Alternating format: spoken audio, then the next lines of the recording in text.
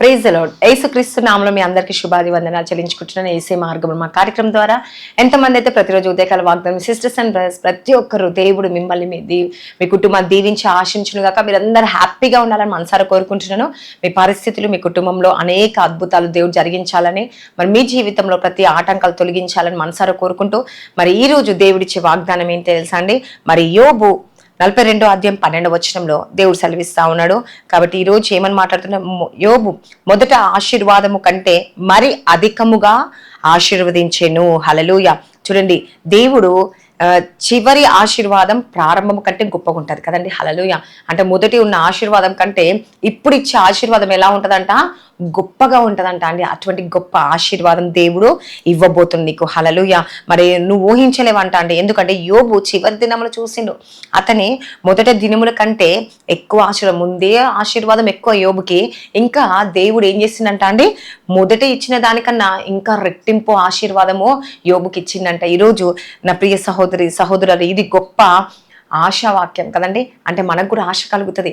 యోబుకి ఆశీర్వదించిన దేవుడు, యోబుని దీవించిన దేవుడు, యోబుని మరి చివరి కన్నా ఇప్పుడు గొప్ప ఆశీర్వాదం దేవుడు ఇవ్వబోతుండు కదండి. మొదటి ఆశీర్వాదం కంటే చివరి ఆశీర్వాదం కదండి. ఇప్పుడు ఇచ్చే ఆశీర్వాదం చాలా గొప్పగా ఉంది. కాబట్టి దేవుడు నాలో కూడా ఇస్తాడేమో అని యోబు జీవితంలో ఎన్నో కష్టాలు కదండి, ఎన్నో బాధలు, ఎన్నో ఇబ్బందులు కదండి.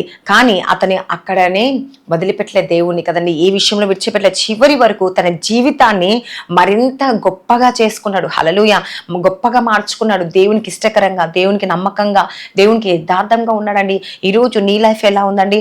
మీరు కూడా గతాన్ని జ్ఞాపకం చేసుకొని ఆ గతంలో ఉన్న కష్టాన్ని జ్ఞాపకం చేసుకుంటున్నారా? ఆ కష్టాన్ని చూసి మరి ఈరోజు మీకు గతంలో ఎన్నో కష్టాలు ఉండొచ్చు కదండి. ఇప్పుడు దేవుడు ఈ నష్టాల నుంచి, ఈ కష్టాల నుంచి నువ్వు అనుభవిస్తూ ఉండొచ్చేమో, కానీ దేవుడు మీరు నిరాశ అయిపోయి ఉండొచ్చు. ఇంకా నాకు దేవుడు సహాయం చేయట్లేడు, ఇంకా నేను కోలుకోలేకపోతున్నాను, ఎందుకంటే నా కష్టం అలా ఉంది, అనేక నష్టాలు వస్తున్నాయి, నాకు అసలు ఏ విషయంలో ఆశీర్వాదం లేదు, ఏ విషయంలో దీవెన లేదు, నేను కృంగిపోతున్నా, నలిగిపోతున్నా, వేదన చెందుతున్నా, బాధపడుతున్నా అని చెప్పేసి ఈరోజు నువ్వు కృంగిపోతున్నావా? అయితే దేవుడు ఈ వాక్యం ద్వారా నీకేం చెప్తున్నారు తెలుసా అండి? దేవుడు మీ మొదటి స్థితి కంటే ఇప్పుడు గొప్పగా చేయబోతున్నాడు. హల్లెలూయా. నూతనంగా మార్చబోతుండు.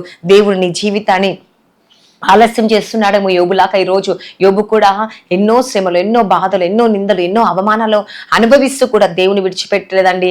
ఎప్పుడు మర్చిపోలే. తన కన్నీటి ప్రార్థన, తన విశ్వాసము అన్నీ దేవుడు చూసిండి. ఈరోజు నీ ప్రార్థన కూడా దేవుడు ఈరోజు ఏం సందేశం ఇస్తుంది తెలుసా అండి? వాక్యం ద్వారా నీకేం చెప్తా ఉన్నాడు తెలుసా?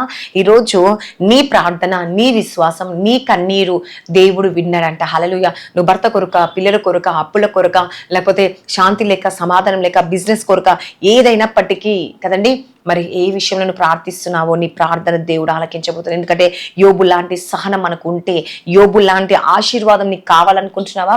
అయితే దేవునందు నమ్మకము, విశ్వాసం కలిగి ఉండండి. దేవునందు ఆశ కలిగి ఉండండి. దేవా, ఈరోజు నా పట్ల అద్భుతం చేయబోతున్నావు కదండి. నిజంగా ఈ స్టోరీ విన్నప్పుడు మరి ముగిసేసరికి చాలా బాధలు అనుభవించిండు, అనేక వేదనలు అనుభవించిండు యోబు. కానీ చివరికి ఆశీర్వాదంతో ఏమైందండి? ముగించింది కదండి. హల్లెలూయా ఈ వాక్యం. కాబట్టి ఈరోజు నీ జీవితం కూడా, నీ లైఫ్ కూడా శ్రమలు, బాధలు, కష్టాలు, కన్నీళ్ళు ఉన్నాయా? నువ్వు యోబులాగా సహనం కలిగి ఉన్నావా? ఓపిక కలిగి ఉన్నావా? అయితే దేవుడు నీ జీవితంలో ప్రతి కష్టాన్ని కదండి, దేవునికి తెలుసు. యోబు లాంటి ప్రతి దేవా, యోబులా ఎలా అయితే ఆశీర్వదించినో, యోబు ఎలా అయితే చివరి వరకు ఉన్నారో, మొదటి స్థితి కంటే దేవా ఇప్పుడు ఉన్న ఈ స్థితి గొప్పగా చేశావు యేసయ్యా. మరి నాకు కూడా అలాంటి స్థితి ఇచ్చిన యేసయ్య, నన్ను కూడా అలా దీవించు. నేను కూడా సహనం కలిగి విశ్వాసంతో ఉంటున్నాను యేసుప్రభా. మరి నిజంగా మీరు కూడా సహనం కలిగి విశ్వాసంతో ఉండండి. ఆయన నామం పట్టుకొని ప్రార్థించండి. ఖచ్చితంగా నీ జీవితంలో దేవుడు గొప్ప అద్భుతం చేయబోతుండు. కాబట్టి నా ప్రియ సహోదరులు, ఈరోజు మీరు కూడా ప్రార్థించండి. ఈ రోజు కూడా నీ జీవితం ఇది జరగాలనుకుంటున్నా అయితే కామెంట్ సెక్షన్ ఆమెన్ అని సెలవు ఇవ్వండి. వాగ్దానం ఇచ్చిన నీవు నీ లైఫ్ లో ఇది జరుగును గాక అంటున్నావా? అయితే ఆమెన్ అని సెలవు ఇవ్వండి.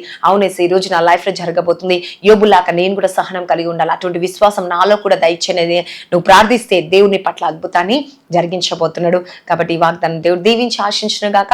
మరి ప్రార్థించుకుందామా?